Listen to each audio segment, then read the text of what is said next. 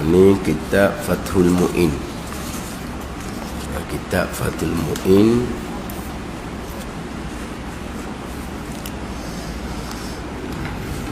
Buku surat 242.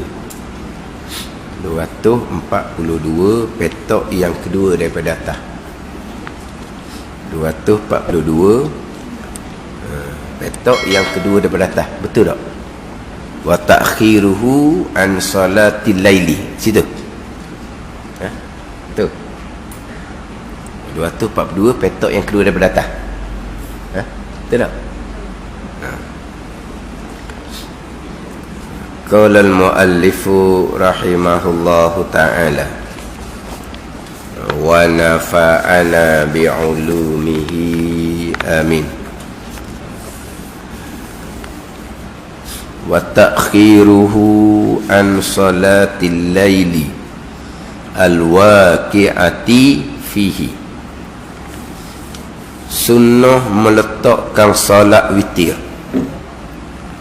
di belakang semua salatul lail yang dilakukan pada malam itu. Ini sambungan berkaitan dengan salat witir ni, yang waktunya bermula daripada sembahyang isyak, habis waktunya dengan masuk waktu subuh. Kemudian bilakah waktu yang afdal? Waktu masuk, waktu habis satu. Kemudian waktu afdalnya bila nak semayang. Dia gitulah. Jadi waktu afdalnya dua keadaan.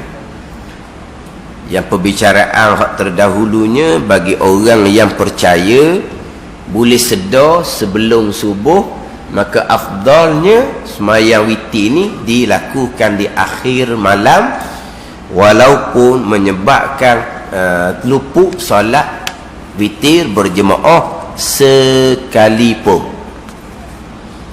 Sebaliknya di hadapan bagi orang yang tidak harap boleh sedar sebelum daripada subuh, maka afdal buat witir sebelum daripada tidur, sebagaimana yang disuruh oleh Nabi sallallahu alaihi wasallam kepada Abu Hurairah. Di hadapan dia akan ceritalah Abu Hurairah radhiyallahu anhu, Nabi sallallahu alaihi wasallam suruh Abu Hurairah sembahyang witir sebelum tidur. Nabi suruh sembahyang witir sebelum tidur. Sebab apa? Sebab Abu Hurairah ni orang belajar. Orang belajar ni biasalah tidurnya kadang-kadang lewat. Bila tidur lewat ni biasanya sedar-sedar subuh. Gitulah. Ada ni. Dia pada masa Nabi pun sahabat tak sama. Tugas sahabat pun tak sama. Keadaan sahabat, ibadah sahabat pun tak sama. Jadi kenapa Nabi sallallahu alaihi wasallam suruh Abu Hurairah radhiyallahu anhu solat witir sebelum tidur? Sebab apa? Sebab Abu Hurairah ni bangun tak bangun subuh. Abu Hurairah bangun tak bangun subuh. Baik kita dia. Jangan gitu. Sebab Abu Hurairah ni orang belajar. Orang belajar. Duduk di serambi masjid Nabi sallallahu alaihi wasallam. Kalau kita cerita Abu Hurairah tak ada rumah tangga tu kok, duduk di serambi masjid Nabi sallallahu alaihi wasallam, tidak buat apanya? Qiyamul lail lah. Ada ni. Dan sekarang Abu Hurairah ni ahli sufah, orang duduk di serambi masjid Nabi sallallahu alaihi wasallam. Tiba-tiba bangun tak bangun subuh. Sebab Abu Hurairah ni jenis orang belajar, tidurnya lewat. Sebab tu Nabi suruh Abu Hurairah solat witir sebelum tidur. Kita rasa macam hebat kita dah lah daripada Abu Hurairah. Kita belum subuh bangun dulu, siap cerita kat orang lagi nya. Semalam kenapa ji? Allah bangun lewat semalam. Ngaji Quran pun tak ada banyak, boleh bangun pukul 4 sekali. Pukul 4 tu lama bangun awal lagi. Cerita. Sebab Rocky Atik tak catat dia bangun malam tu. Dia kena ceritalah biar kita pula catat kebajikan dia tu. Jadi situasi yang tak sama sahabat ni. Jadi ada hak Nabi perintah supaya jadikan semayang jadikan akhir semayang kamu di bermalam dah semayang witir. Maknanya kena semayang witir tu di akhir malam lah, sebab bangun sebelum daripada subuh qiyamul lail. Itu bagi orang yang maknanya harap percaya dirinya boleh sedar sebelum daripada subuh. Sama ada dah tradisi dia dah seumpama tu dia gitu dah sampai masa dia sedar, ataupun sekarang ni lagilah mudah sebab sekarang ni boleh time jam ke time sekarang tak ada time jam dah, time telefon lah sekarang ni. Ada ni boleh time telefon, boleh bangun awal buat apa? Tengok bola. Tengok bola. Maknanya sekarang ni mudah je. Maknanya kalau harap boleh bangun, dia biasa waktu tua ni kan, dia bangun awal, dia tidur awal, tapi dia bangun awal. Dia janji tidur tu cukup orang tua ni. Lepas isyak tu dia siap nak tidur dah orang tua ni. Pukul 9 lebih dah pukul 10 tu liner dah. Lepas tu dan dia liner straight juga. Siapa pukul 3 ke 4 tu dia tak boleh nak tidur dah, dia kerah mata dah. Kalau hak seumpama ni witirnya buat di akhir malam. Sunat seumpama tu. Waktu witir kita maklum dah, waktu masuk dengan semayang fardu isyak, waktu habis dengan subuh. Tu waktu. Waktu hak afdal di macam mana pulau. Pada ni. Hak ni bagi orang yang harap boleh bangun. Kemudian dan sunat meletakkan salat witir itu di belakang semua salatul lail, solat malam yang dilakukan pada malam itu. Dia semayang sunat tahajud. Jadi semayang witir letak di mana? Lepas selesai semua semayang lah, akhir sekalinya barulah semayang sunat witir. Mana diakhiri semayangnya dengan semayang sunat witir sebagai penutup. Jadi semayang sunat witir ni sebagai penutup.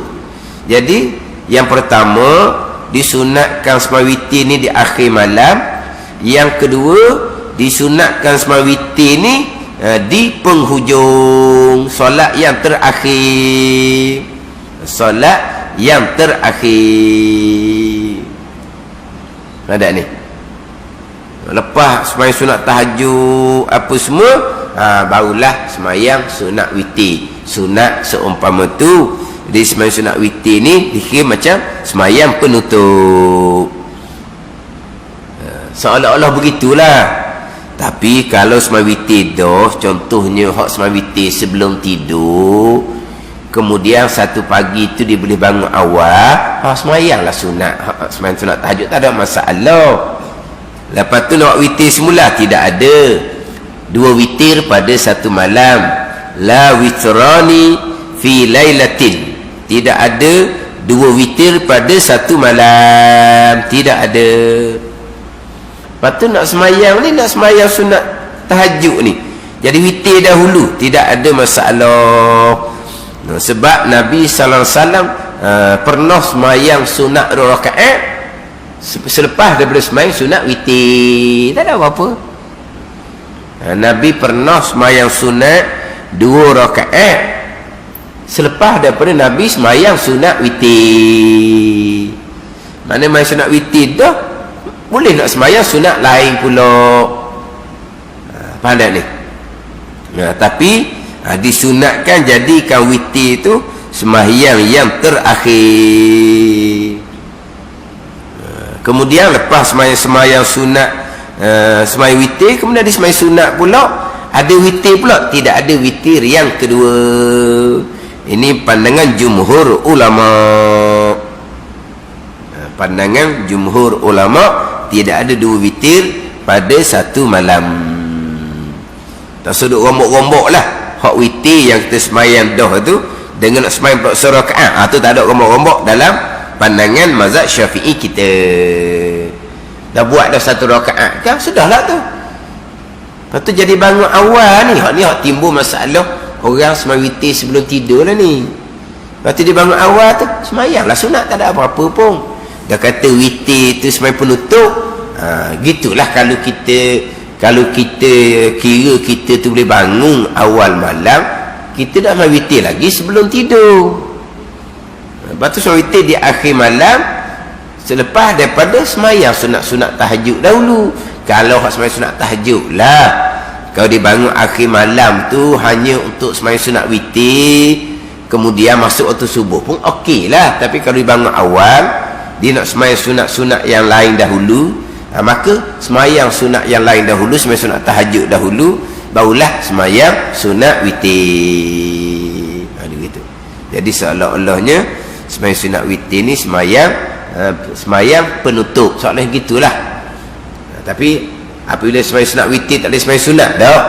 Nabi pernah sembahyang sunat 2 rakaat selepas daripada Nabi sembahyang sunat witir. Bila tu hak bagi mereka yang percaya harap boleh bangun sebelum daripada subuh.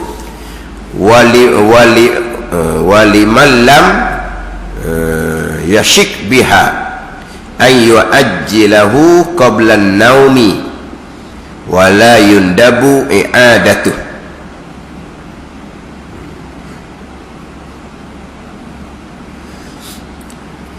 Sunnah bagi orang yang tidak yakin akan bisa bangun sebelum terbit fajar, hendaklah dilakukan solat witir sebelum tidur. Bagi orang yang tak harap dia boleh bangun sebelum daripada subuh, hendaklah dilakukan solat witir sebelum tidur. Kemudian bila ternyata bisa bangun, tidak disunnahkan mengulangi akan sembahyang sunat witir.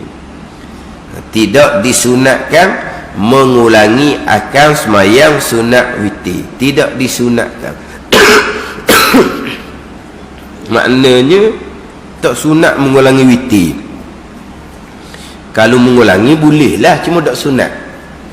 Tidak, hak ni diterjemah tidak disunnahkan mengulangi lagi, wala yundabu i'adatuh, dan tidak disunatkan akan mengulangi sembahyang sunat witir. Mana apa ni? Tidak dituntut pada syarak mengulangi sembahyang sunat witir. Hak di sembahyang dah sebelum tidur. Jikalau dia mengulangi balik sembahyang witir dengan niat witir dalam keadaan sengaja serta mengetahui tak boleh mengulangi witir, haram atasnya mengulangi witir, dan tidak sah sembahyang sunat witir dia tu, hukumnya haram serta tidak sah. Tidak ada 2 witir pada satu malam. Bukan hanya tidak sunat mengulangi witir, bukan tidak dituntut mengulangi sembahyang sunat witir. Kalau mengulangi, hukumnya haram serta tidak sah. Hak ni bagi orang yang tidak harap akan bangun sebelum daripada subuh. Dia sembahyang witir sebelum daripada tidur, tiba-tiba bangun awal pagi tu, bangun awal, dia pun sembahyanglah tahajud apa semua. Tidak dituntut mengulangi balik sembahyang sunat witir. Ada ni. Ni bagi orang yang dia tak harap boleh bangun. Sebab itulah dalam hadis riwayat Imam Muslim, Nabi bersabda, man khafa alla yakumu min akhir lail falyutir awwalahu. Sesiapa yang takut bahawa dia tak bangun di akhir malam, Nabi kata hendaklah ia sembahyang witir di awal malam. Inilah hadis Muslim. Dan sesiapa yang tamak bahawa bangun di akhir malam, maka hendaklah ia sembahyang witir di akhir malam. Maknanya Nabi perintah seumpama dalam hadis Muslim, seseorang yang takut tak bangun di akhir malam, dia ni biasa-biasa kok, sedar tak sedar bang subuh, maka Nabi perintah supaya witir di awal malam. Witir di awal malam. Sesiapa yang harap dia memang boleh bangun di akhir malam, Nabi perintah supaya falyutir akhirul lail, maka lah Ismail witir di akhir malam. Ini dua keadaan yang berbeza. Pada ni nanti di hadapan dia akan ceritalah Abu Hurairah Ismail witir di awal malam, Sayyidina Abu Bakar Ismail witir di awal malam, Sayyidina Umar Ismail witir di akhir malam, Sayyidina Abu Bakar Ismail witir di awal malam ni sama dengan Sayyidina Uthman radhiyallahu anhu. Sayyidina Umar radhiyallahu anhu Ismail witir di akhir malam sama dengan Sayyidina Ali karramallahu wajhah Ismail witir di akhir malam juga. Jadi Sayyidina Abu Bakar radhiyallahu anhu Ismail witir sebelum tidur, Sayyidina Umar Ismail witir di akhir malam, Sayyidina Uthman macam Sayyidina Abu Bakar Ismail witir sebelum tidur, Sayyidina Ali karramallahu wajhah macam Sayyidina Umar Ismail witir di akhir malam. Mana apa? Situasi yang tak sama di kalangan sahabat. Ada ni. Pak Nabi perintah tadi hak di Muslim. Takut tak bangun di akhir malam, Ismail witir di awal malam. Kalau harap boleh bangun di akhir malam, Ismail witirnya di akhir malam. Gitu.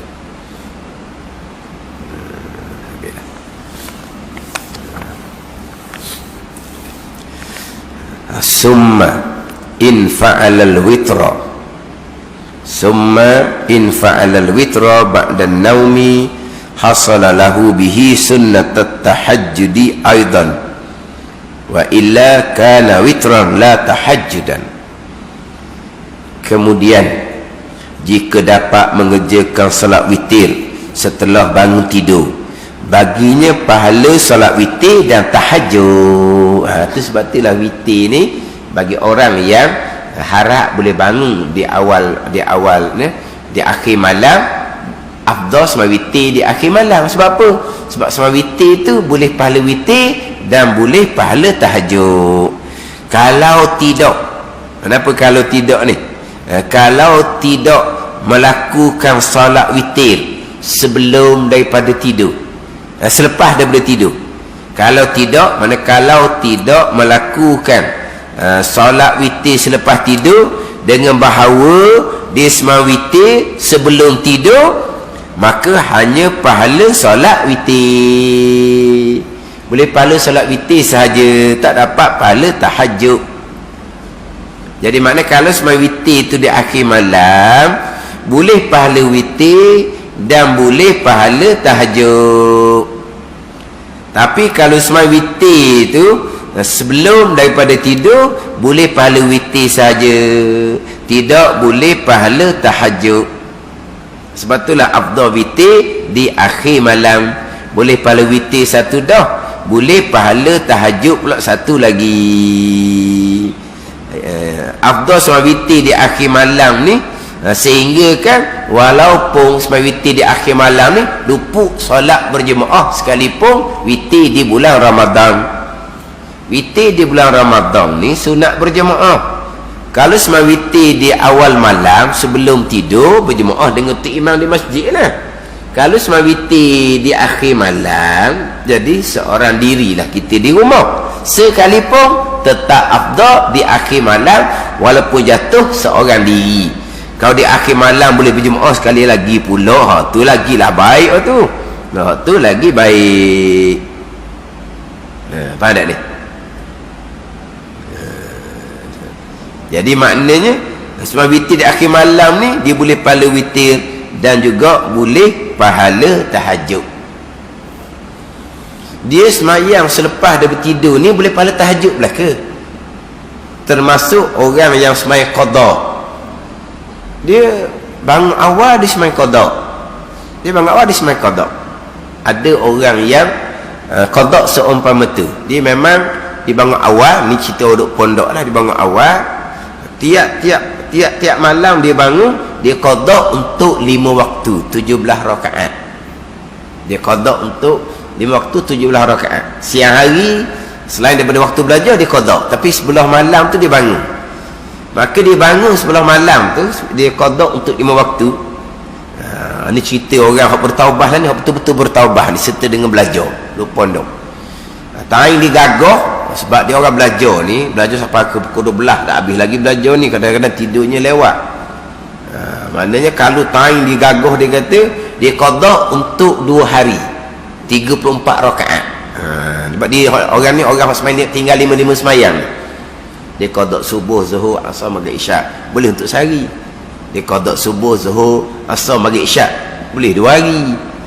Kalau dia mana boleh bangun awal, dia qada untuk 2 hari. Kalau dia bangun lewat, dia qada untuk sehari. Sebab dia tidur lewat, sebab orang duk belajar. Dia sembahyang qada tu dan dia boleh pahala tahajud. Dia tak niat tahajud pun tak apalah, sebab tahajud ni sembahyang selepas daripada tidur. Jadi sembahyang qada dia pahala qada dah. Lepas tu tahajud dia di mana? Itulah tahajud dia. Itulah pahala tahajud baginya. Tak wajib buat begitu, tapi dia buat begitu. Tapi dia kata kalau bangun malam nak sembahyang qada ni, dia kata tak sama dengan bangun malam sembahyang sunat. Dia kata bangun malam sembahyang sunat ni nak itar orang sebelah lah bangun kedak lagi.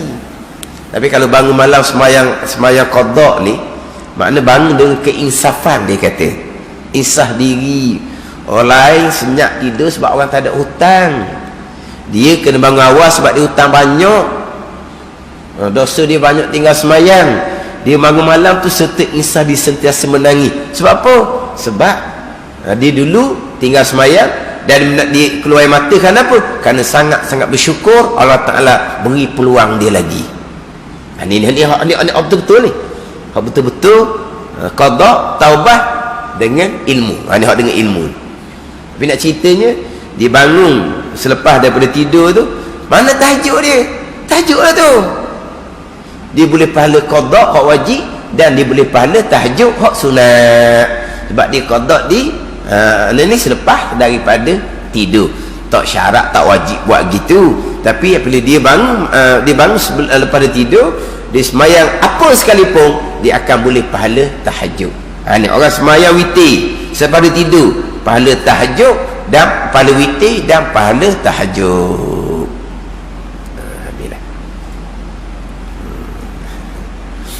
Selesai hak berkaitan dengan bagi orang yang harap boleh bangun sunat sembahyang witir di akhir malam. Bagi orang yang tak harap boleh bangun sunat sembahyang witir di awal malam. Kemudian minggu lepas saya ada sebut ni bab lain ni, kita ada 2 minit lagi. Saya ada sebut minggu lepas kita jamak takhir zuhur, kita sembahyang asar. Lepas sembahyang asar kita sembahyang ba'diyah zuhur dan kita sembahyang qabliyah asar. Ada orang tanya, boleh ke kalau pasal tak boleh sembahyang kan? Itu waktu dia tak ada haram-haramnya. Ada ni. Sekarang apabila sembahyang zuhur di waktu asar, zuhur tu namanya tunai, faham tak ni? Dia berbeza dengan tertinggal zuhur. Pukul 5 baru bangun tidur, itu dia panggil qada. Zuhur pun panggil qada, qabliyah ba'diyah zuhur pun panggil qada. Berbeza dengan dia sembahyang zuhur pukul 5 petang atas nama jamak takhir, maka zuhur tu tunai, qabliyah dan ba'diyah pun nama dia tunai. Jadi selepas dia sembahyang fardu zuhur, ba'diyah zuhur tu dia tak buat dulu, dia sembahyang fardu asar. Fardu asar dia sembahyang, qabliyah asar tak buat dulu, tak apalah. Jadi ba'diyah zuhur, qabliyah asar, sembahyang lepas asar. Boleh ke tak? Boleh lah waktu dia. Pada ni kalau atas nama tunai, atas nama qada pun boleh. Atas nama qada pun boleh. Dia sembahyang zuhur pukul 5 petang kerana dia tertidur. Jadi pukul 5 petang ni qada zuhur. Dia nak qada zuhur. Lepas tu hak qabliyah ba'diyah tu dia boleh tak nak qada lepas sembahyang asar? Boleh je atas nama qada. Sebab Nabi pernah selepas sembahyang fardu zuhur tunai, mai rombongan daripada luar berjumpa dengan Nabi, Nabi tidak sempat nak sembahyang ba'diyah zuhur sampai dah rapat ke asar. Nabi qada ba'diyah zuhur selepas Nabi sembahyang fardhu asar. Itu nama qada. Adapun kalau kita jamak takhir fardhu zuhur nama ditunai pukul 5 petang. Qabliyah zuhur, ba'diyah zuhur pun nama dia tunai pukul 5 petang sebab dia bukan tinggal zuhur, dia jamak takhir zuhur. Jadi mana pukul 5 petang tu waktu zuhur. Jadi dia semayang kena ni ba'diyah zuhur selepas dia sembahyang fardu asar tak haram sebab waktu dia di situ. Sebab dia zuhur tu tunai habis dah habis dia dengan habis waktu asar. Bila jamak takhir zuhur kepada asar, bila habis waktu zuhur, habis waktu asar lah. Bila habis waktu ba'diyah zuhur, habis waktu asar lah. Di asalnya waktu zuhur habis 4 suku. Waktu ba'diyah zuhur habis 4 suku asal dia. Tapi bila jamak takhir pukul 5 petang tu waktu zuhur jamak takhir. Bila habis waktu zuhur ni jamak takhir. Bila habis rawatib zuhur jamak takhir ni pukul 6.50 maghrib baru habis. Jadi bila dia semayang ba'diyah zuhur selepas dia semayang pada asar, waktu dia tak ada haram-haramnya. Ada ni saya sebut melepaskan. Kalau jamak takhir semayang qabliyah zuhur 4 rakaat, 2 rakaat atau 4 rakaat, semayang fardhu zuhur jamak takhir, semayang fardhu asar segera sebab sunat mualat segera jangan selit lepas zuhur dengan ba'diyah zuhur boleh, tapi jangan buat gitu. Jangan bubuh qabliyah asar sebelah fardhu zuhur. Sebab apa? Sebab zuhur dengan asar ni sunat mualat, sunat sambung, jangan cerah. Lepas tu lepas zuhur ada ba'diyah 4 rakaat ni. Sebelum asar ada selepas zuhur ada ba'diyah 4 rakaat. Sebelum asar ada qabliyah 4 rakaat. Jangan buat situ. Lepas salam zuhur je takbir asar, biar dia mualat. Lepas tu ba'diyah zuhur 4 rakaat ataupun 2 rakaat sekurang-kurang. Qabliyah asar tu buat selepas mai asar. Dah haram ke? Tak haram waktu di situ. Padat ni. Tapi kita musafir semayang fardu je. Sampai pada zuhur sampai pada asar tu pun letih dah je. Ni cerita qabliyah ba'diyah. Saya pening kenapa? Pening kerana tak pernah buat. Pening kena. Ada juga deh jamak takhir qabliyah ba'diyah ada juga. Adalah. Lepas tu apa? Sebab tak pernah buat. Sebab letih dia biasalah gitu, dia letih tak pernah buat. Kerana tak tahu, kerana letih dah. Kerana letih biasanya orang tak semayang sunat rawatib ketika semayang jamak kerana musafir. Wakila al-awla an yutira qabla an yanama mutlaqan. Wallahu a'lam. Bismillahirrahmanirrahim. Alhamdulillahirabbil alamin. Wassalatu wassalamu ala sayyidil mursalin wa ala alihi wa sahbihi ajma'in. Allahumma iftah alaina futuhal arifin. Allahumma allimna ilma akadamin wa fahimna famas sabiqin warzuqna ruqat talibin. Allahumma zidna ilma wa alhiqna bis salihin. Wa sallallahu ala sayyidina Muhammad wa ala alihi wa sahbihi wa sallam. Walhamdulillahirabbil alamin.